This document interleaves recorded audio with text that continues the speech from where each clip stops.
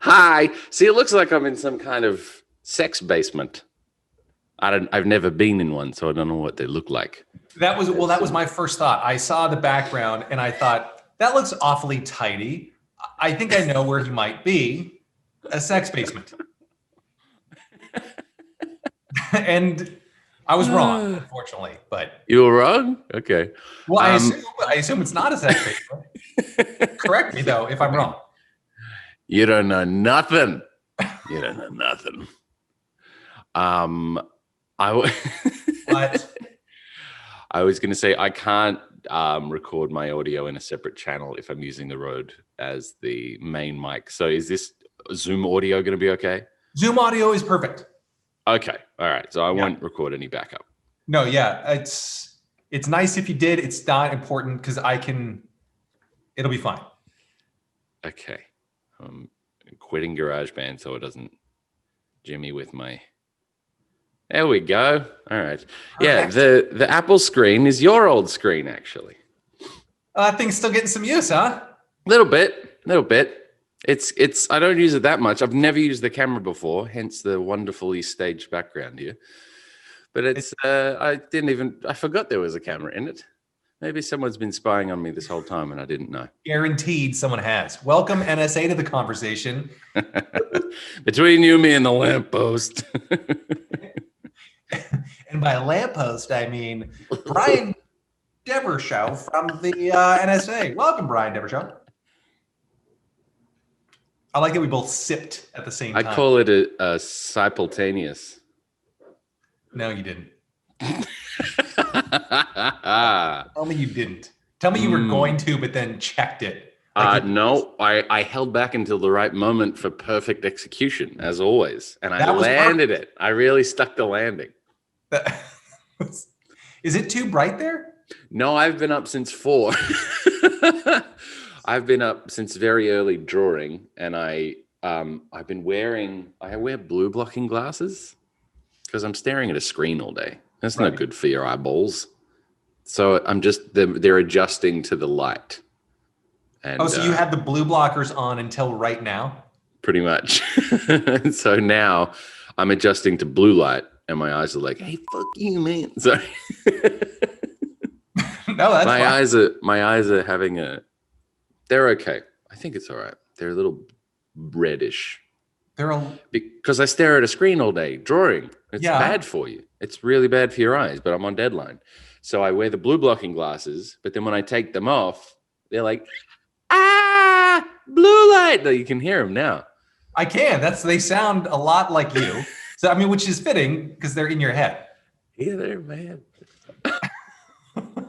Yeah. I'm in what I'd call hardware mode. That's what Tony Stark might call it, hardware mode, where I'm not exactly... everything is kind of in flux right now. So I'm redesigning. As you know, I constantly redesign the feng shui of my space. Right. For sometimes optimum. It's more feng, other times it's more shui. Right. Right now it's very shui. I got more plants. I'm surrounded by plants. You can't see all of them, but there's plants everywhere. Wait, that looked like a bunch of cherries. I'm sorry, a bunch of grapes. It wasn't. I wish I had a grape. Wouldn't that be great to have a grapevine in your office? I got a little bit of this. What is that? Is that what marijuana looks like? I don't know. A little bit of this. It's great. I got plants everywhere. It's a scene over here. I feel like I'm at a Gallagher show, and you're gonna smash all of them with a giant cartoon huge hammer. That's hack. I don't steal other people's material. Another one. What? Wait, they're everywhere. Are these all alive? Oh God, no. No, I tried that. I did that for about a year. I did live plants all around me. I named them. And then, entropy being what it is, I had to replace them all. I was like, I don't want to, this is boring. I don't want to replace them. So I got fake ones that always look good, and I don't have to water them. But you have to dust them. Yeah, I have to dust them. It's weird dusting plants. You ever dust a plant? No. I just know you have reminds... You've got a tree behind you. Yeah, and it's a real tree, but it still gets dusty, and I don't want to dust it. So sometimes when I'm really bored, I'll like walk by and just kind of rub a few leaves, and I'm like, it's dusted. It's not dusted. It's 2 leaves that I cleaned off. Okay, that's a real tree. You But need to then care after for I'm done with it, the tree kind of shudders, and it's like, oh. Are you? Let me ask you this: Are you? I'm not even going to wait for permission. I'm just going to go ahead and ask you anyway. No, silence is consent, right? Let's not. Can we put that in the show notes? Just maybe that's the episode title. I want to get you into lots of trouble. Now, what do you do? So Thanksgiving, you mentioned in last week's episode that you and the Whiff are going to stay in. Oh, sorry, you, Whiff, and the dog are all going to stay in and eat an entire turkey. That's a lot of turkey. No, we're not. It's mostly going. That's what you said. Well, no, I'm not going to cook the whole thing. I got a whole turkey. I'm breaking it down later this morning, and I will break it up into 5 parts: 2 breasts, 2 legs, the body. The body's going to go to make stock. I'm going to freeze half of the turkey. So 1 breast, 1 leg will go in the freezer. Wow. It's like a Russian winter. It is, except it's not humans, it's turkeys. The turkey mafia. You're just hiding the body parts in different. Hey, you want to find them? Oh, you're gonna need to look. When I want to get back at Bailey, I take the turkey neck and just leave it in the covers of her little doggy bed. And then she unfurls and it's like, you know. One of Coppola's less famous scenes is a Pomeranian with a turkey neck. Right. I did show Sophie The Godfather for the first time this year. She'd never seen it. It's one of those films that everyone talks about it. You know, and always says, "Yeah, I've seen The Godfather." And that scene, she didn't see it coming.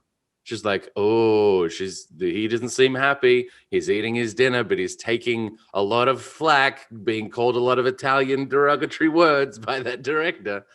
Or the studio head, I should say. And then when he's sleeping, she just checked her phone, and I'm like, "Honey, you can't look away from the." She never checks her phone either. That's what annoyed me. She's never even on her phone. She checked her phone the minute that he pulled the sheets back, and there was blood on it. And I was like, "I'm gonna rewind it. You're gonna need to watch this bit. This is pretty important." You can forget everything else, except you got to see that part. You got to see Sunny, where he says, leave the gun, take the cannoli. Yep, that's right. That's her favorite saying now. She laughs all the time, says that all the time. Hilarious. Oh, she says it now? That's great. That'll be good. Does she say it like, is it in situations to actually warrant a phrase like that? Or is it like I do, where I'll just wake up and I'll say, hey, leave the gun, take the cannoli. And my wife's like, that doesn't mean, what does that mean? Yeah, it's apropos of absolutely nothing. And it'll be sometimes vaguely appropriate when we're leaving the house. And I'll be like, did you get the keys? And she's like, I got the cannoli. I'm like, well, that's close enough. Yeah, that's pretty good. She left the gun there.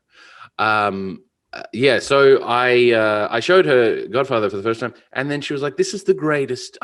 This is an amazing film. It's the greatest film." And I was like, "Yeah, this shouldn't come as a shock. This is one of the greatest films ever made." It's a revelation to her that it was good. Why did she like it? She didn't watch movies growing up. She read books. Her family didn't do movies. So is this the first movie she's ever seen? She's not Encino Man. These movie pictures. This is the greatest one I've ever seen. Oh, it's also but she never saw Citizen Kane, never saw Godfather. To be fair, probably overrated anyway, Citizen Kane. It's just that it was for a long time greatest film ever made.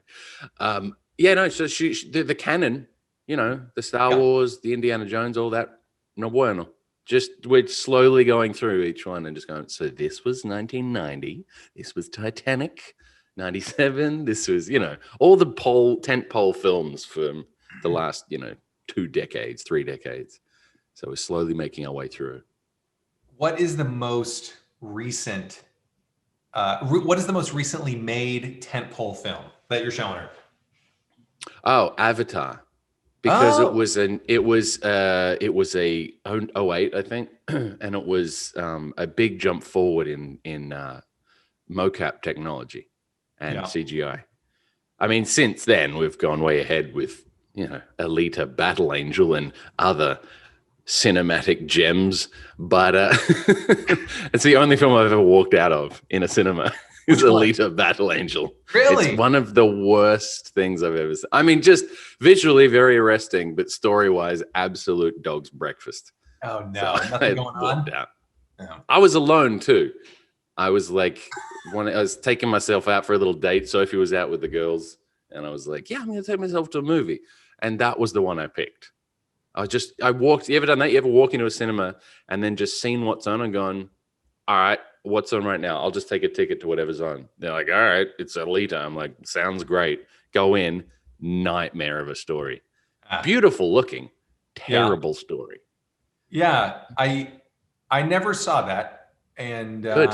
I probably won't based on your based on your input there. I'll skip POAT is now just movie reviews it. about terrible films that you'll never see and that you'll agree to never see.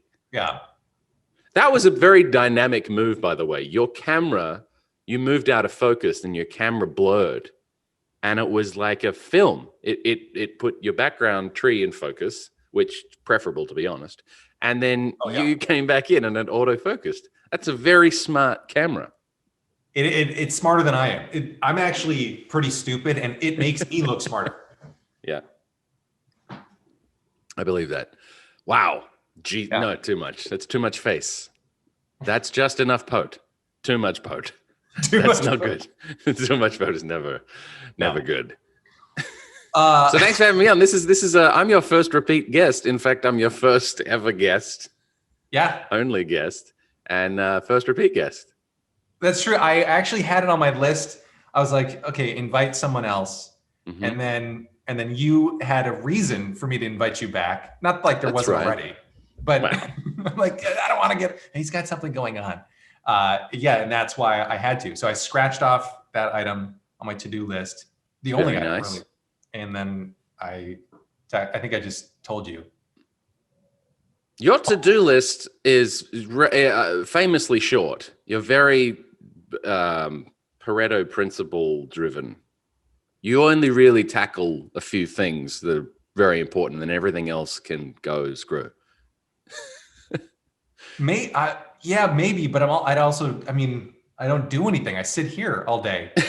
That's actually the Yeah, but to-do other people do that, but they get nothing done. Yeah. Everyone else is sitting here all day, Yeah, and guess what? They're accomplishing nothing. could be. Yeah. It's a special skill.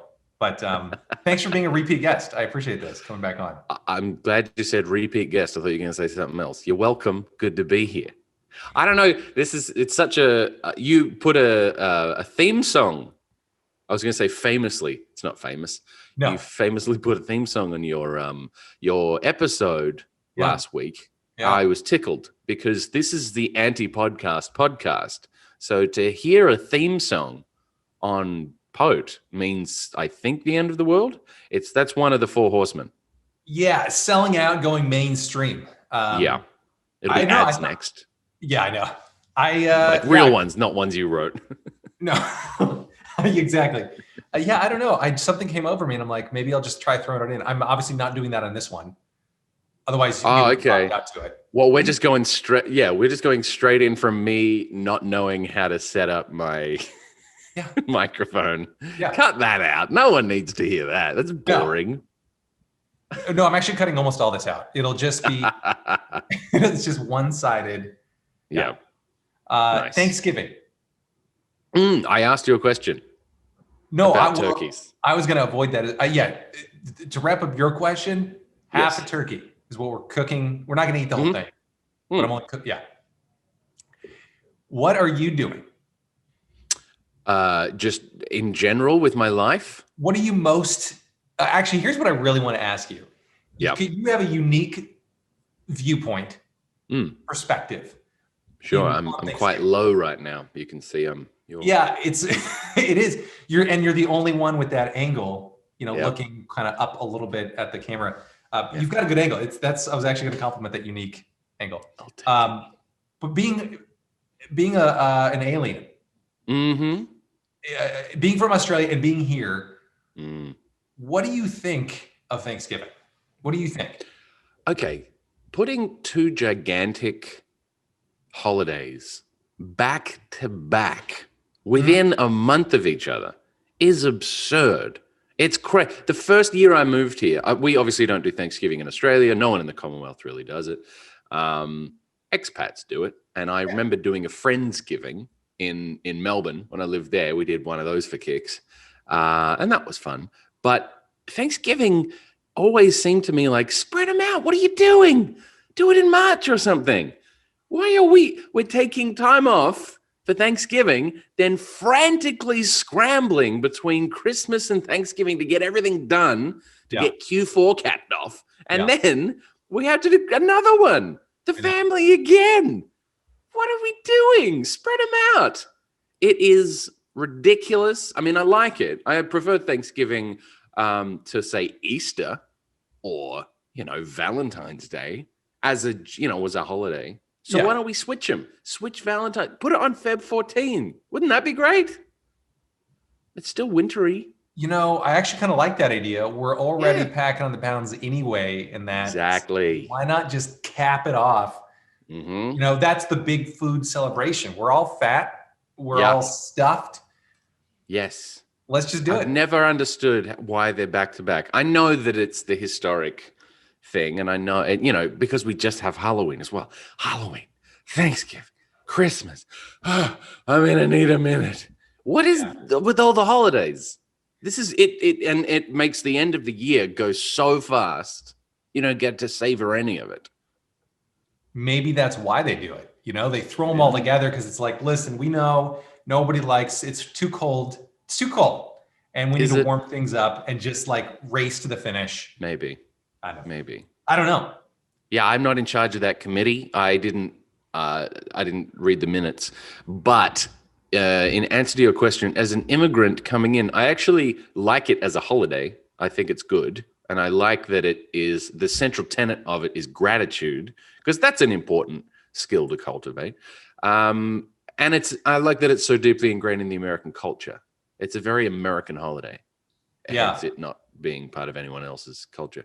But it's a very I think it's a very American thing to celebrate the good and be grateful for things. There's other countries that can you imagine the Brits doing Thanksgiving and being all bashful and modest and busting their, just, I'm thankful for the brandy. Just, there's no way they're taking that seriously. There's no earnest Thanksgiving party in the UK or the French, really. They'd be like, Thanksgiving, I'm thankful for every day. I'm always thankful. Get out. I don't know why.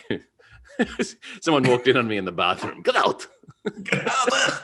I like how you actually did the accents, and that made it so I could have participated or jumped in and played off of it, but I didn't want to, because then it would have been probably pretty close British and French accent, and then me jumping in.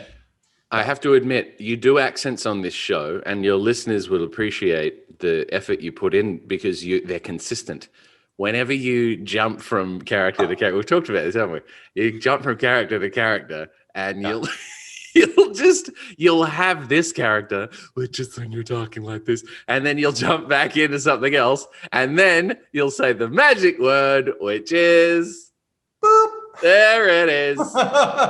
I insisted that the show should be called Boop and not Pope, because Pote, because the amount of times you say boop in an episode, it's like a take, it's like a cut.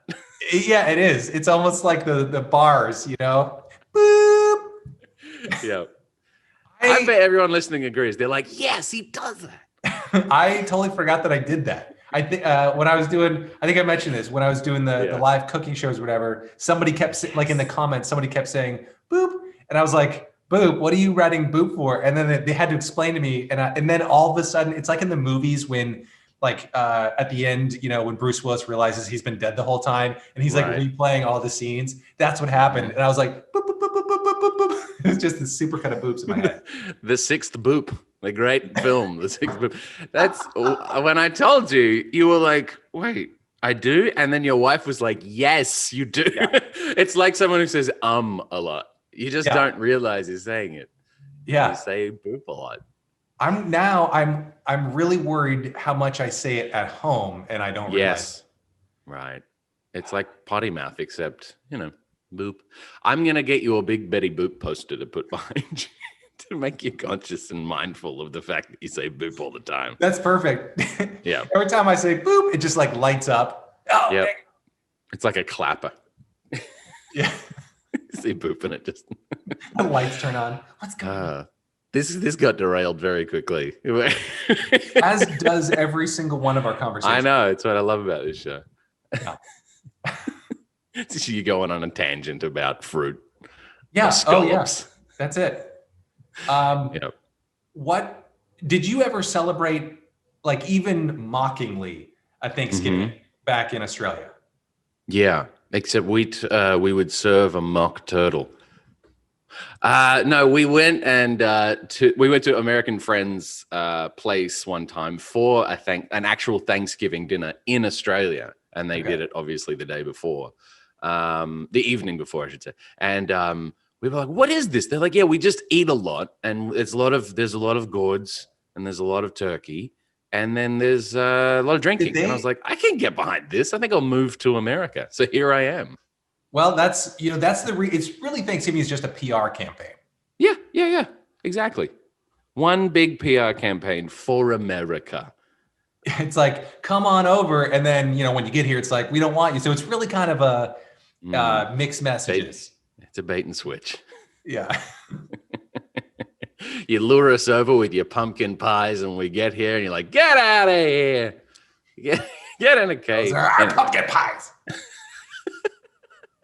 You're leaving them on the windowsill to cool and we can smell them across the Pacific. That's exactly it. And then you come sticking your big Australian noses up there and we're like, no.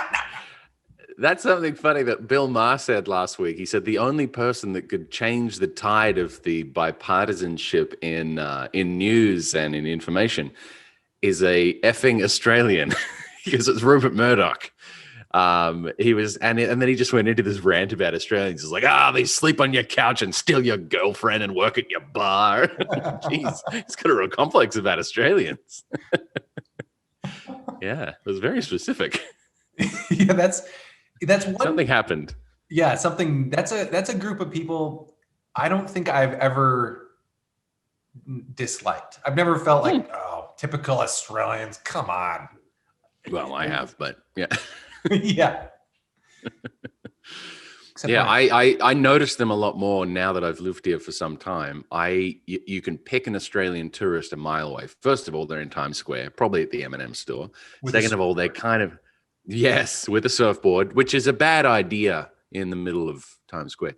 And then you have them always looking at like maps or their phone or trying to take funny photos in front of things that everyone's taken the same photo of before. It's a lot of that. It's like Midwesterners. Isn't that every tourist?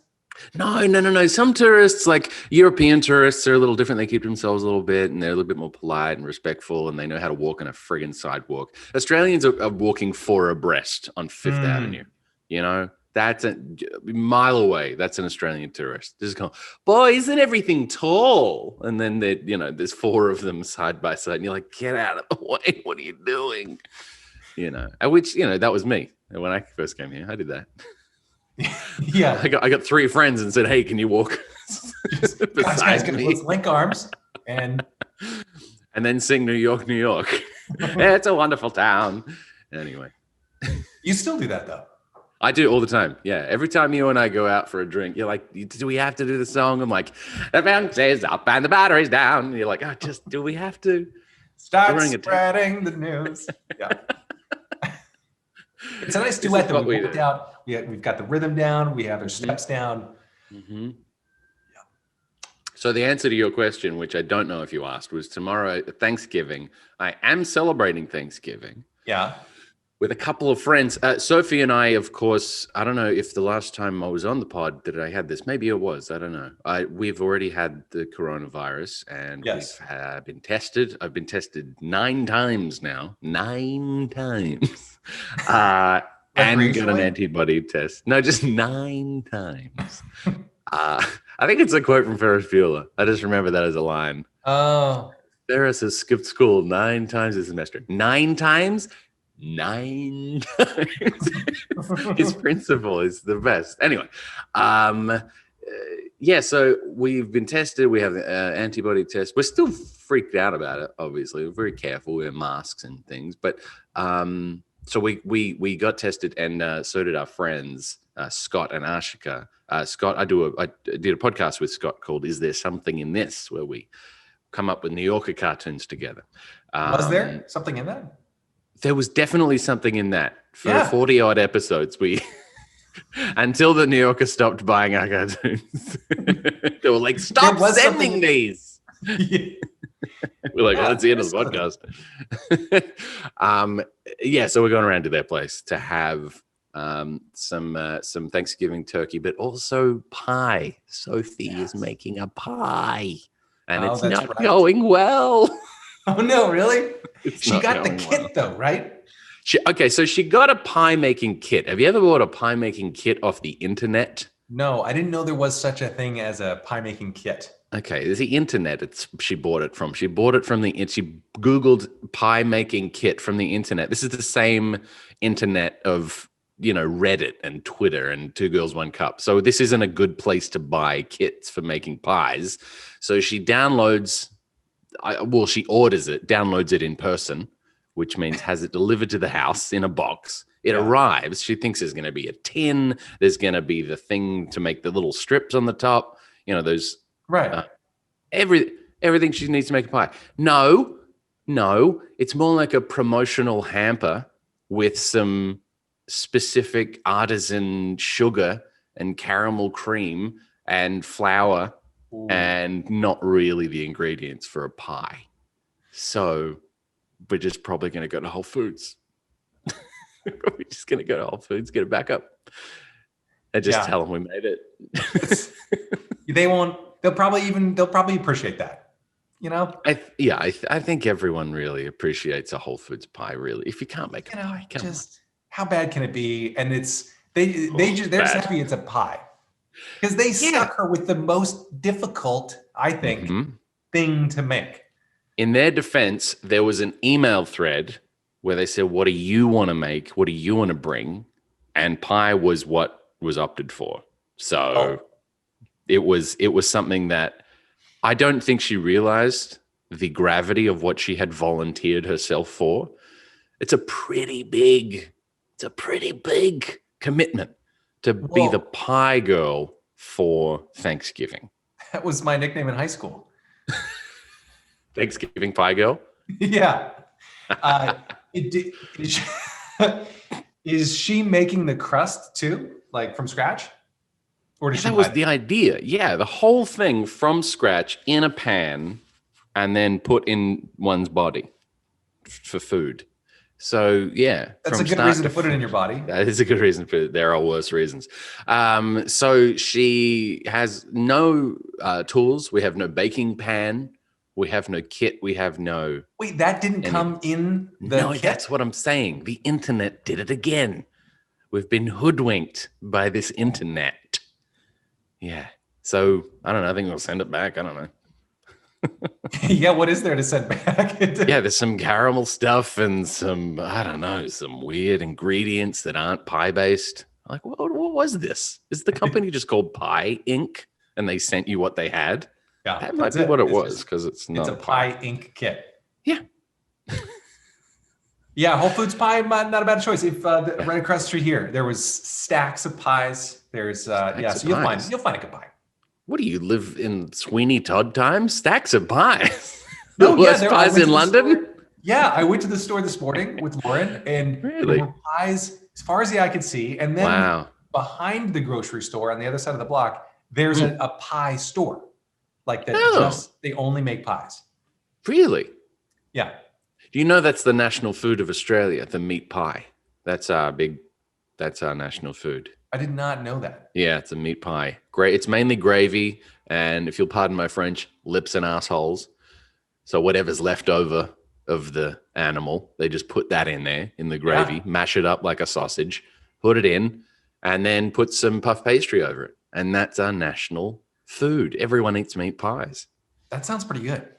I mean, it's good until you realize what's in it. Well, that's like anybody on a first date.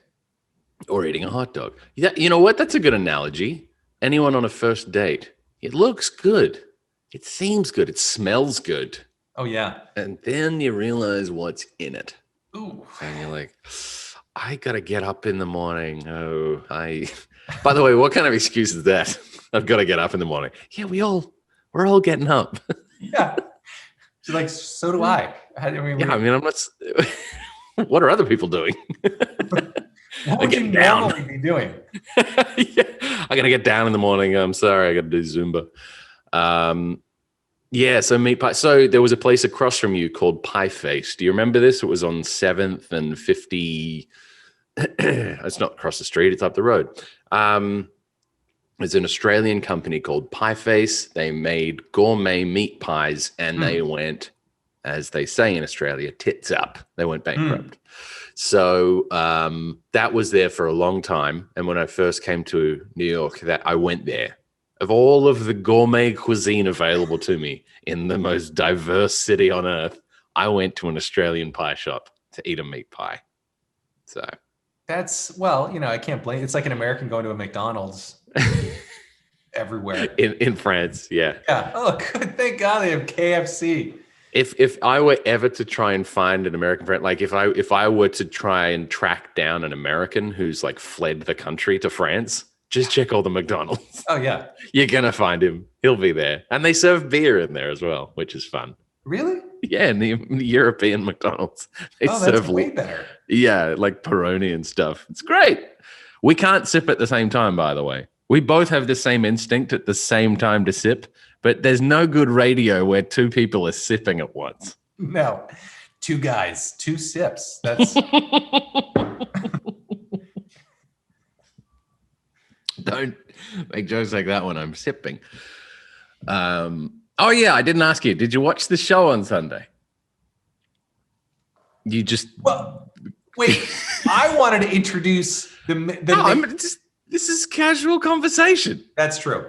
My next guest is comedian cartoonist Jason. I did watch it. All right, Larry King. What's that? All right, Larry King. My next guest has a television show on the Food Network. It was it good? Did you enjoy it? Was it fun? What am I gonna say? No. Good radio is being contentious and going, actually, that's a good way to start. I enjoyed it. So I'm not a baker. I enjoyed watching you. Yeah. You were funny. You like when it got to your guys' stuff, and again, this is what I'm in it for, is for the judging and I don't care how the things are made necessarily, Yeah. But I enjoyed the show. I'm going to watch the other 3 episodes, and I'm not even because I have to because we're friends, but because I enjoy watching it. I thought it was funny. You don't have to. I mean, I've watched all of your Epicurious videos. I'm so sorry. They're very entertaining, in fact, and funnier than what I got to do. I have to admit, there's so much on the cutting room floor. We did extra days of pickups where we were commentating on what was happening on screen. The first 2/3 of the show we were doing commentary on, and I had some zingers that I was slinging, and I was making jokes. I was using all kinds of funny vernacular, and they cut that whole section out. And just because it was a tight first episode, they had a lot to fit in the first episode, so they just cut that out. Maybe they'll put it in the 2 through 4. But I jumped onto Santa's lap and started eating the life-size gingerbread house like a lot. I ate everything. I ate the gummy bear on the giant gummy bear. I ate everything, and I was very hopped up on sugar. Yeah, I love that. That was such a you thing to do too. Was like, it's you guys could have played this totally straight, like, oh, I love this gingerbread. Here's what I liked. Here's what I didn't like. You go face down into a gummy bear the size of your head. It's bigger than my head, if you can believe it. I couldn't. I mean, but I can now. Yeah. What was it like shooting this whole thing? Was it as fun as it looked? I mean, they're long, long days of shooting, even longer for the people making the stuff. And we're fighting not only time, like as far as like, it's getting late, but also the lights on the stage are melting. These things, I mean, it's cake. So it's so we have a finite amount of time to get the shots that we need without it melting and collapsing. So it really is a race against sugar. It's a race against butter, sugar, flour, eggs. So we have we shoot so much. We get so much coverage. People know what I mean by coverage, right? We just shoot a lot of material, and then they edit. The network edits everything together and puts together what they want to keep. And I did get a little disappointed because I jumped into the life-size snow globe into the sled with Santa. Oh, you did? Yeah. And I sang, "It's beginning to look a lot like disco." And the crew all cracked up. So it wasn't a clean take. But they cut it out. But I thought that would have been fun to put in. Yeah. Well, that would have been great. But you can see it. It's online now. It's on the Food Network. It's called Buddy versus Christmas. Episode 1 aired on Sunday. Yes. So I watched it on foodnetwork.com. I know people can get it on the Food Network channel on TV. And then I saw it was also streaming on Philo. Yes, it's on Philo. You can get it on Hulu. You can get it Hulu Plus. You can get it on there's a bunch of other things. I think what's the other network that was streaming it? Oh, was it not Lifetime, but something kind of like that, right? Or something starting with 8. See, I don't have a TV, and I don't have cable, and I'm a terrible ambassador for television. Are you turning me off right now? Are you trying to blip me? Boop. No, I was having so much fun. My camera has a 29-minute time limit for like a video clip. Got it. So I've been recording. We're just coming up on 38 minutes of audio. Oh wow! And anyway, it'll be fine because I'm recording the Zoom shot as well. Right. I'm glad you got my all-purpose cleaner in the background as well. I'm glad that's in shot. That's good. Yeah, we'll fix it. Cleaning my studio. I was tidying up. By the way, when I watched the show, your food and wine enthusiast listeners would enjoy this. I thought I'd spoil myself, something I've been saving up for some time. Yes. Which is the 2017 Louis Jadot Pellini Montrachet. This was quite the beverage to accompany the premiere of the season of the series, and it went down a treat. It went down absolutely beautifully. And so I've kept the bottle just to remind me of something nice. It's on my desk. Oh, absolutely. And you should. Maybe I'll turn it into a candle holder. Make it even just a whole candle. Mellow a whole bunch of wax, put it down there. If you just all of a sudden started making your own candles, which I don't know if we're going to start doing. What are you drinking for episode 2? I'm actually drinking a red for episode 2. It's another Burgundian red. But it's not the wonderful white Burgundy. But yeah, I got it from my favorite restaurant in New York. It's called Lucien, which is on 1st Avenue and 1st Street in Alphabet City. And technically East Village, that's the border of East Village. And I went in there and I was just happy that they were open because everything else around there has closed. And it's the last place that has survived, and it has a very long and storied history. And I was like, what can I do to keep this place open? And I was like, can I see your bottle list? So that's how I got it. So I just got the bottle from them, and then I rode home on a city bike with a bottle in the basket. Giving a bottle of wine. A bottle of Montrachet in the front of the basket. It's the widest bike ride I've ever made in my life. That'd be pretty. It almost reminds me, like I could picture you riding through the French countryside, the Yes. Burgundian countryside, with a big basket and a flowy dress. Beret, Yeah. baguette, A other B cigarette with sounds. a cigarette holder on it as well. Oh, yes. You know, I tried one of those one time and I really screwed it up badly. I blew instead of sucked in, and it went boop. It just flew.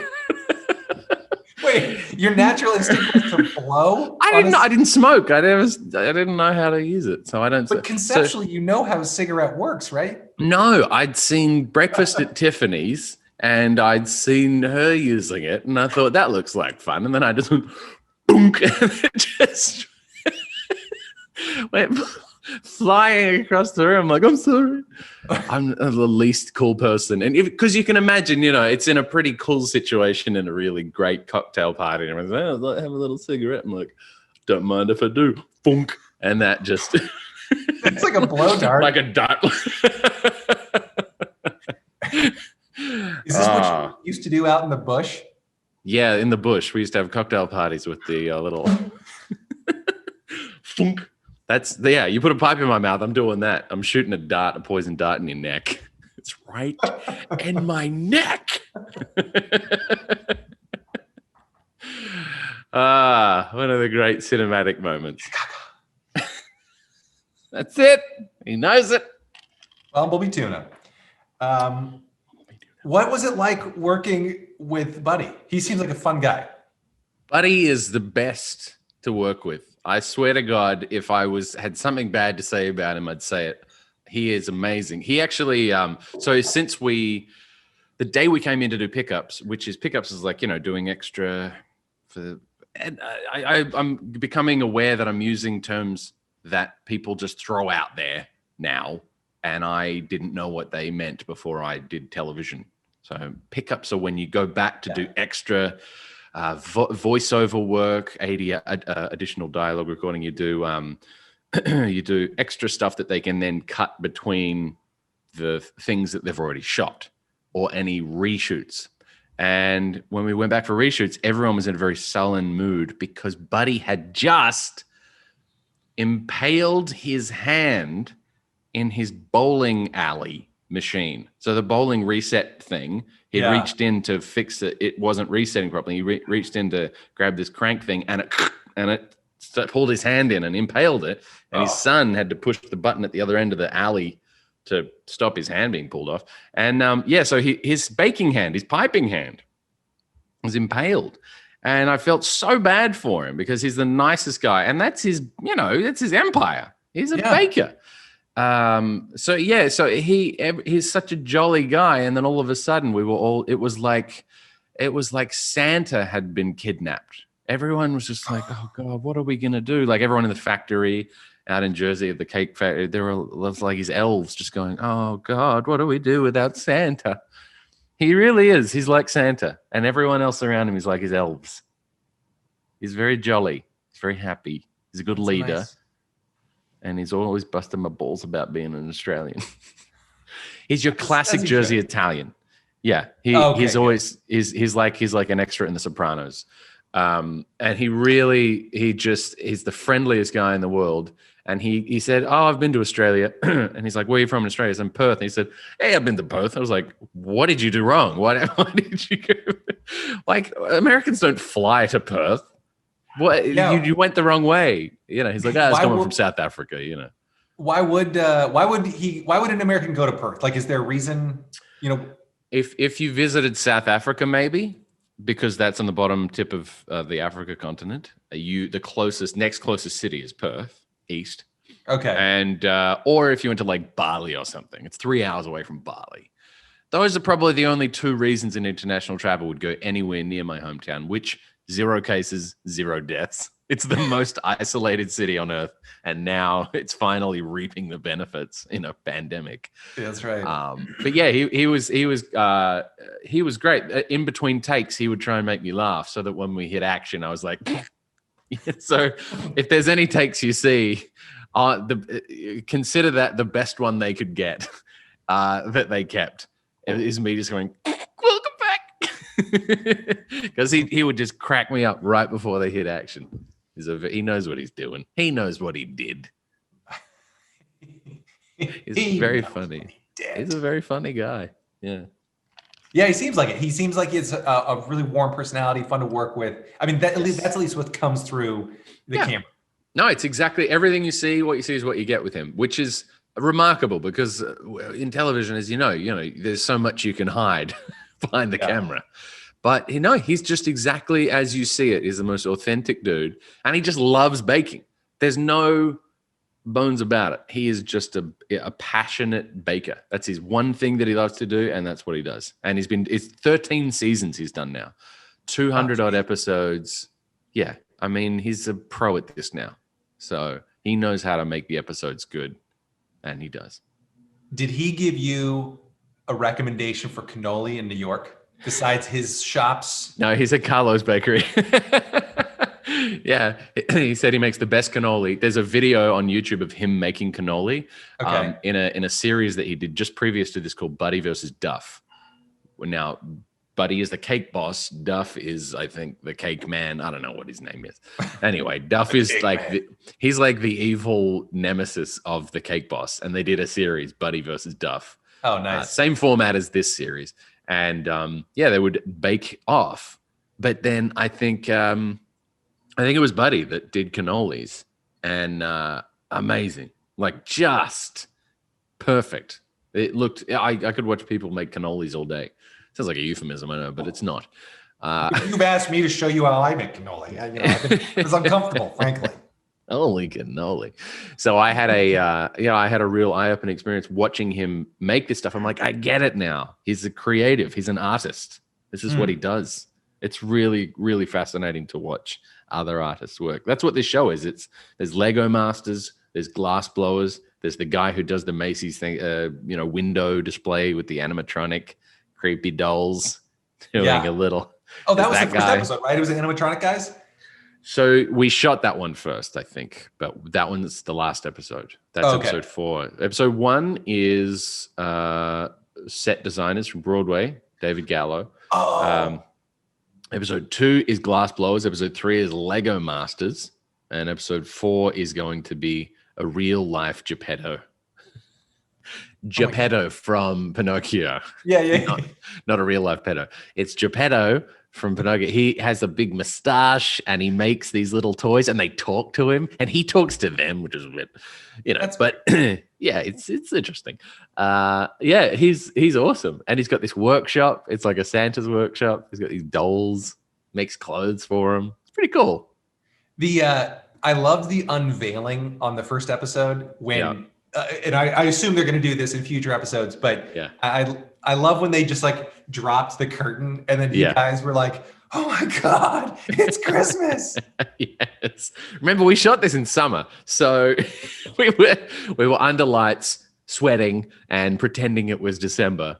And it was challenging. That must be the magic. That's the magic of TV is that I didn't feel that at all. Like all I got was Christmas coming out of this. Exactly. And you know what's funny? In the dressing room, I was playing Michael Bublé Christmas songs to get myself in the mood. Like, all right, it's December. This is what I listen to in December.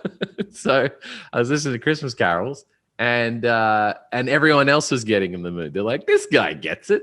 And everyone's dressed like I had a different goofy Christmas sweater for the judging each time for the cutaways with like, Christmas ornaments on them and tinsel and I had a different shirt for every episode, different green or red. It was very Christmassy.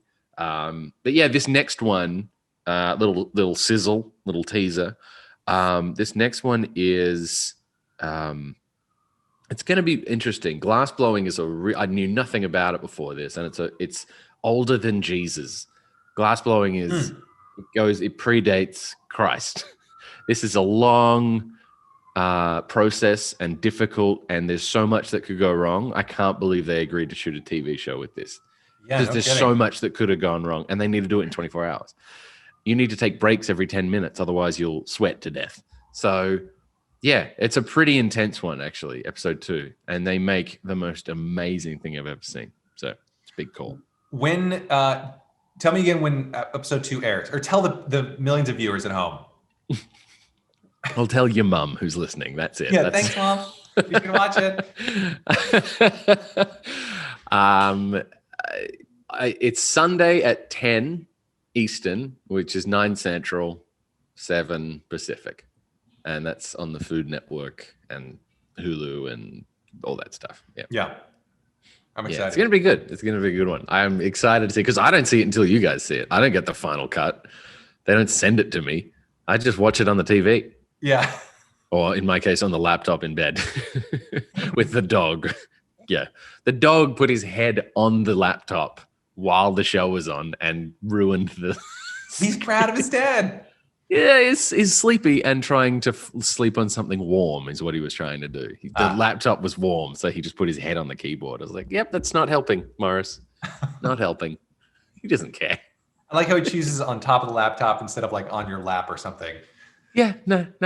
On top of the thing that we're all clearly looking at. Yeah. I'm good. We got this. Yeah. I gave him too much white wine. He doesn't like the French wine. It puts him right out. He's like, I don't like this. That's why. He is a French bulldog. He does have a French accent. Although, you know how you give your dog an accent? You do for Bailey. Yeah. It actually sounds like Bailey remarkably, because Morris is a really big, burly dog. He's a big, solid French bulldog, way bigger than he thinks he is. And he reminds me of like a gigantic Maori New Zealand doorman, like a bouncer. Yeah. Because there's so many, every bouncer you meet in Australia or New Zealand, they're Maoris, they're gigantic, like the Rock, you know, like Polynesian build. And, but they're sweet. They're the sweetest men in the world. They're really gentle and polite. And good day, mate. How you going? Let's have a look at your ID there. You're going to go in and have a couple of drinks. Good on you, mate. All right, have a good one. And they're so nice. And that's Morris's voice, because he doesn't mean to upset you. He doesn't mean to knock over the flower pot. He's like, oh, sorry, is that a flower pot? Oh, that's a nice little color there. Good on you, mate. Oh, that's a lovely. Like he just walking around, knocking things over. I love that voice. I wish Morris could hang out more. Sometimes I want to hang out with him instead of you.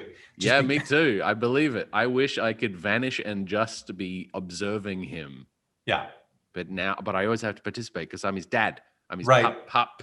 And you're a great French bulldog dad. What would you call? What's the Frenchie? You're a great Frenchie dad. Frenchie pup. Yeah. Frenchie pup. I think we have an episode title. We go to a Frenchie meetup this is the most New York Chelsea thing I'm ever going to say, is there is a Chelsea French Bulldogs meetup every Saturday morning in the park. And it is effing glorious. It is the happiest you can be. You just have a grin on your face the whole time because they all recognize each other. They all know each other and they remember each other. And it's just like watching a giant high school reunion. They're like goldfish. They're like, it's been forever. No, it's been a week. But they don't know. They have no concept of time. No, they thought the last time they saw that person was the last time they would ever see that person. I say person. You know. Yeah, they're surprised and thankful at the same time. That's nice. I think we should all live like that. Yeah, I know. I wish I could wake up every morning like, oh God, I'm still here. It's still here. Do you do that? Do you wake up and go, I'm still here? There are mornings where I do wake up. I'm like, oh, I can't wait. I'm so happy. I made it. One more day. It's usually Tuesday though, right? Because it means you get to POAT. It does. Yeah, that's right. I wake up every morning just bright-eyed, bushy-tailed, excited to be alive so that I can POAT. Mm. Mm-hmm. You POATing sounds like something you do as soon as you get up. Like that's my I gotta go POAT. I wake up, I go POAT, and then Sounds like going to the bathroom when you're camping. I'll be right back. I gotta go POAT. Yeah. Sounds like there's a spade involved somewhere. Yeah, and you don't really want to. You don't feel proud like admitting it to people. Like, I'm sorry, I'm just gonna go POAT real fast. Yeah, POAT without me. That sounds weird. Let me know if you need help POATing. Every time I hear POTUS, anyone say POTUS now, I think of this podcast. I think of this podcast whenever anyone says POAT, POTUS. President of the United States or President of the United States elect. POAT, I think a POAT. Oh yeah, he's now POTUS. I'm sorry, what? Well, I'm trying to think of what the President of the United States elect, you said, and that would be POTUS, or you could maybe it'd be POTUS. If you What did you just call me? You're a president, you're a POTUS. A president-elect of the United States? I don't know. Now I'm on a tangent. It's like peyote.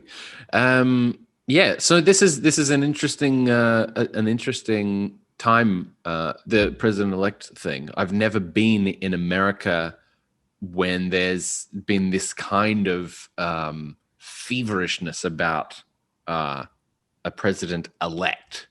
I should say hopefulness. I was back in Australia briefly visiting a sick relative when 2016 election happened, so I wasn't here for this malarkey. So this is the first time around that I'm getting this up close. It's really interesting. What do you think? I'm really interested in politics, so I find it fascinating. It's a little freakish how much people talk about politics in America, because in Australia you don't really talk about it that much. It's like kind of a faux pas to talk about politics too much. Yeah. But here it's like every TV station, every news thing, every show, every conversation, it's politics. And it should be politics that, as they say, should occupy 25% of your brain at any given time. Maximum. And that's at like the height of, it shouldn't take up 90% of your attention in a day. But it does. Yeah. It's everywhere. It's ubiquitous. How many, in Australia, how many people do you vote on? So let's say you're in Perth. What would your election docket look like? So it's the Westminster system. So we don't vote for a person, we vote for a party. Oh, that's right. I remember this from Intro to Comparative Politics. Right. That 1 hour of, hey, what do they do down there? Those convicts. It's the same in a lot of places because that's another option. But that's I forgot about that. You vote on parties. It's compulsory, so every single person has to vote, and it's the docket looks. They have the person's face on there who is in the party. Say like the prime minister or the opposition leader, but they will have Liberal Party or Labor Party or Independent or Greens. Greens is a big one. That's a very Al Gore-ish kind of environmentalist party, which actually is very. He invented the Australian Green Party. Sure. He took the liberty of inventing the Greens Party. Yeah, and so there's a few other where there's like the Australia First Party, which is like the Nazis, and it's very nationalist kind of, very racist, myopic, xenophobic party. And then there's like all the other independent parties. The Sex Party. That's a party. That's a party in Australia. The Sex Party. There's the Swinger Party. Again, it sounds like a thing that you POAT at, but nope, it's a political party. So and you just tick. I think you number the ballot, right? But then you can either just tick the one you want, and then that's it, or you can number them 1 to 27 or whatever, in order of preference. It's crazy. Really? You can fill in this big long form. It's like a big wide piece of paper. It's crazy. Some people I used to do it. I used to number them all. Wait, what's the difference when you cast your vote? What is the difference in a vote between picking the Labor Party, for instance, and rating, or you're preferencing them? Yeah, Labor Party it's like first. A preference system. Yeah. But how do they count your vote? Would they count your vote differently based on the method that you used? Yes. Yeah, there's a preference system, and then there's first past the post. You remember all this from political science? The mechanics of the actual elections, I don't think we touched on, but to be fair, it's a bit of a mess because it's always close, and it always ends up being two independents that decide which party governs the country. And mid-term, they can just switch leaders, and they used to do that, like all the time. They would just have a vote of no confidence, and it's called a spill. And then imagine waking up tomorrow and you've got a new president that you didn't elect. and he's calling the shots now. That's Yeah. what it's like in Australia. You'll just wake up and they go, wait, what happened? Oh, overnight there was a spill and the party elected Kevin Rudd instead of Julia Gillard. And then literally 6 months later, it'll be like, yep, Gillard's back in, Rudd's out. He's the prime minister now. The governor general has to sign him in. It's like a guest book. Yeah. She's the Queen's representative and she has to approve it all. And they can fire, the governor general can fire the prime minister. Imagine if you had someone who could fire the president. Wouldn't that be? Oh, that'd be delicious. You're fired. I feel like everybody in New York would have wanted that. Yeah. No, not going to happen. You guys pick You're fired. Yeah. But yeah, lest this take a turn into a political analysis conversation. It's okay, it does. I find this stuff interesting. It is interesting. Yeah, I found it fascinating. But yeah, I used to do a TV show back down in Australia. I do it every now and again from here. It's called Insiders, and they go through just the minutia of Hansard, like the what they write, every word that is spoken in Parliament over the ensuing week. And the previous week, and they have they have like a big detailed discussion, a real wonky discussion about politics. And I used to do the segment at the end talking about the week in politics through cartoons. And I just did it recently for the election special. And I did that for 13 years. I've been doing that. Yeah. Can't shut me up about politics. Well, I actually think that's kind of cool because I know people kind of poo-poo politics, and it sounds like at least culturally, it's something that Australians don't talk about, often. But I almost don't mind talking about it because it's something that really does affect all of us. And I almost wonder if we talked about it a little bit more, if people wouldn't feel like they have some sort of ownership over it, and they might participate. Right. I think that's it. Yeah. Instead of just whining about it, you know what I mean? Yeah. There's a lot of people who just whine about it and don't actually engage. I must say, in Australia, they are now talking about it much more because it's becoming so consequential. It used to just be, taxes and schools and things. Now it's like life or death. So even in Australia. It's the American, notion of everyone, wearing their vote on their sleeve pretty much. They're starting to be that way in Australia. They're starting to talk about it more, and it's starting to dominate conversations over the Friendsgiving table. And it's getting a bit, it's changed. Since I moved here, every time I go back, I notice it more and more. Huh. When you dip my toe back into Australia and go, hey guys, and they're like, hey, did you hear about the latest Labour Party thing? I'm like, I'm not engaging in this. Yeah, I'm out. Boop. You did the Nick Miller moonwalk back. That's my favorite. You know what we watched? This is just basically just us chatting now. I watched New Girl the other night. The episode where Jess and Winston try to make a bath. They get a bath and they put it on the roof. Yes. And then it collapses and spills on all of Schmidt's suits. And then they try and cover it up by saying that meth heads broke in. Yeah. They put this whole thing together for an insurance scam. It's like, it's just it's so silly that it's immensely watchable. And it's the same one when Nick crosses that, 32 inches of oak. He crosses the bar to drink with Olivia Munn. Oh, that's right. Episode. That was a good episode. And wasn't Winston's supervisor, or no, not supervisor. It's the same season later on. I thought she came over to do a home check or whatever, to check his references, and they thought it was all meth. Yeah, and she's like, that's a different episode. There's a lot of meth in this season.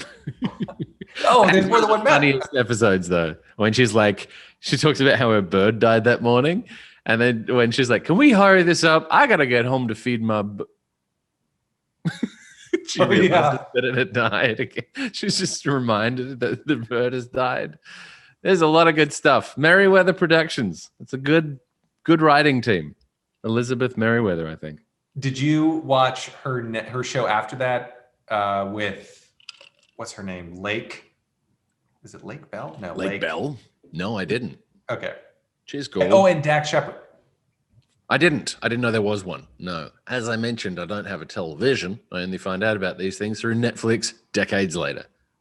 It's I can't remember the title now. It's worth checking out. Check out the first episode. Put it Okay. lower on your list.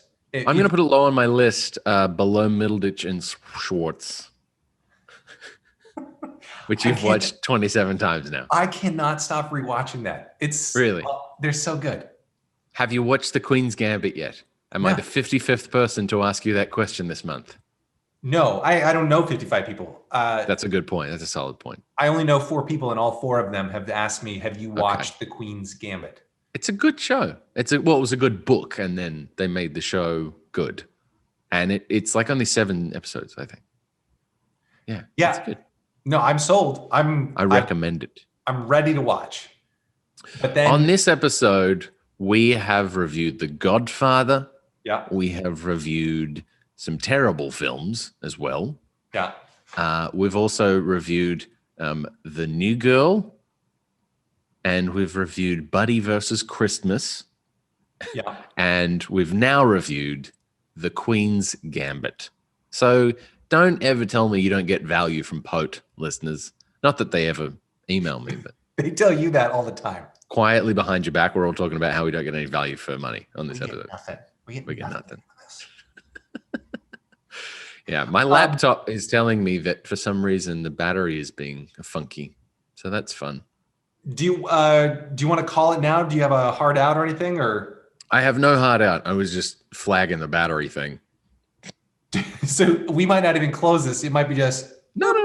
You should be all right. Should be all right. You got 10% left. Yeah, I don't know what I was going to say next. I'm sorry. I cut you off when I was saying that The Queen's Gambit is good. That's right. Yeah. Yeah. Do you have any bits to work on this week? No. You were going to work one out. You're not going to work one out this week? I was going to work. Well, you were my primary, concern this week. I wanted to make sure that. Oh, that's nice. Went off without a hitch. What am I? Hold on. I do have stuff. For inside baseball, behind the curtain, whatever analogy you want to use, Anthony and I will often just sit and beat the hell out of a joke and just throw any option and angle and tag against the wall and see what sticks. There's a lot of that when we hang out. It's just punching up jokes. Yeah, because it's good. It's good. It's fun. Yeah, it's actually the highlight of my week. This is like a pro. It's something I've just started working on, but and I don't know if somebody's already got a bid on this. I haven't done any research, but it's this idea of like, who I feel really sorry for, or who I'm going to feel really sorry for? Our second Black president. Funny. Because like the first one, he got all the trailblazer. But the second is just another asshole who wants to run the country. Yeah, he's just another politician. Yeah, that's funny. There's something there. Definitely something there. That's funny. That's why. It's Kamala Harris, right? I'm getting the accent right. Kamala. Yeah. Okay. That's why Kamala Harris, is kind of a pain for a lot of people because she checks off so many boxes. The South Asian community is like, well, now what are we going to do? The Black and female vice president, like what? Come on. Yeah. Leave something for the rest of us. She has ticked off way too many boxes. Yeah. It's very selfish, if you ask me. Yeah. Leave some boxes for the rest of us. Yeah. That's it. And on this joke, let's see. Like everyone knows who our first president is, right? George Washington, the first biggest deal. The second one, we named stuff after him. Yeah. Yeah. John Adams is our second, and there was 2 of him. Is he? Yeah. Yeah. There was John Adams, and then Thomas Jefferson, and then Madison Monroe, and then we had John Quincy Adams, his son. Quincy Adams. Even fewer people care about him because he was the second John Adams. He is the first second John Adams president. That's good. There you go. I pity the third second John Adams president that comes along. He's got nothing going for him. He's just another asshole. Yeah. You see, there's something here. There's something in that. Yeah, but Wow. This is really how the sausage is made, isn't it? This is very much sort of, people getting an insight into how the sausage is made, and then they'll see the sausage on stage eventually, all tied off and cooked. But yeah, this is the innards. This is the gizzards going inside the skin. Sorry, this is a bad analogy. Gizzards going. I'm trying to pack that all. I'm trying to. There's a lot there. Picture that. Mm-hmm. Are you working on anything? What are you working on? I'm working on a book. I'm nearly. It's at the finish line right now. It's. Can you talk about it? Yeah. We just released the cover yesterday. It's a 100-year anniversary book for the comic strip that I've been doing for the last 13 years, called Ginger Meggs. It's a cartoon character. He's like the Australian Dennis the Menace, but he predates Dennis by about 63 years. So yeah, it's 100 years. He turns 100 in 2021. So I've done. It's a big book, 4 separate stories, and I've illustrated all of them. And I'm tying that one up, trying to get it done before Thanksgiving, which is hence the getting up at 4 a.m. Wait, I thought you were done. That's the only reason I scheduled this. Don't do this thing while you're on deadline. What are you doing? No. This is the only respite I have. This is like a carrot and stick. This was a reward that I had to look forward to. Okay. So that I might, carry on. If I had nothing to look forward to, I'd be miserable. This is the best part of my week. So, that book comes out, Penguin Random House. It's released on May the 4th of all dates in 2021. It's going to be pipped by probably another season of The Mandalorian. But yeah, that comes out. It's on Amazon and all the things. And also, if you are the planning type, my cartoon is on the front cover of the New Yorker's calendar for 2021, their planner. Which they didn't even tell me. I found out through another New Yorker cartoon. It's like, hey man, congratulations. I'm like, what? No one told me this. That's big news. Sorry. That is pretty cool. Yes. Yeah. Only dogs heard that last part. I'll put a filter on it to bring it back down. Yeah. So yes, I am working on that, and it is done. Well, it's effectively done. It's going to print next week. So yeah, we're right on the finish line. Yeah, May the 4th. It's coming out in print too. Yeah, it's coming right up on that. Yeah, is it up for pre-order? It is up for pre-order on Amazon and all sorts. Yes. Okay. You can, if you just go to jasonchatfield.com, you can get the pre-order link. Okay. It's a lot. It's going to be a big year next year. We have a lot of big things that I can reveal the next time I'm on. I'm excited. Yeah. So am I. This is good. This has been fun. Why don't we wrap here? Yeah, let's wrap. We can wrap. It felt like a good time. Yeah. This is a good time to wrap. Yeah. All right. If it were up to me, we would never wrap. Wow. If it were up to me, we'd never wrap, but it's up to my battery, which is now on 8%. Oh yeah, let's definitely wrap. I had to unplug the power cable in the USB-C to plug in my mic. And yeah, so now I have to unplug the mic to plug in the power cable to recharge. Oh, I see. There's only 2 USB-C slots, and my dongle is on the other laptop. Oh, we don't need to hear about your dongle. Definitely don't show us. I don't want to get me too because of my dongle. Anyway. And then his dongle was draped over the desk. Oh boy. This de-escalated quickly. You brought up dongles. Let me show you my dongle. Let me think. What are we doing? Do I need to put a bumper on like my next guest? Probably not. Sure. If you want, you can just slam me. My next guest has a dongle. Yes. You could you could probably cut out the first part where I'm fiddling with my technology and my dongle. I'll call you. What do you want me to call you? Comedian cartoonist? Yep, that's fine. Okay, he's a comedian cartoonist. What else do you want me to do? Do you have a bio? And the 75th Pope. Also, what? Sorry. Do you want me to read? Like, what's the best? Do you want me to write something at the end here? And You can no, that's fine. I mean, I have a bio on the website if you want to read. All right, I'll read that. It's just I might not even do. I might even not. I might just. you don't know. Yeah, you don't Picture of have the to two of us unless on you want there. to just give your readers a heads up. Yeah, They're about to get some gold in their ears. it's gonna be absolute gold. Is there anything else I need to ask you? Let me see if there was. I have a list. I keep this in Notion, by the way. I'm on a list. Oh boy. It's the dongle list. No, we covered it all. All right. Perfect. All right. Well, it's been fun. Thanks It for really having has. me. Yeah. Are we golfing next week? Yeah, sure. Yeah. Sounds good. Well, I got you. Thursday? Yeah, sure. Let's put it in. 10. That's the wow, it's December. Jeez. Thursday the 3rd. December in New York. That's not a song. No, it is. Have you not heard it? I know. Okay, good.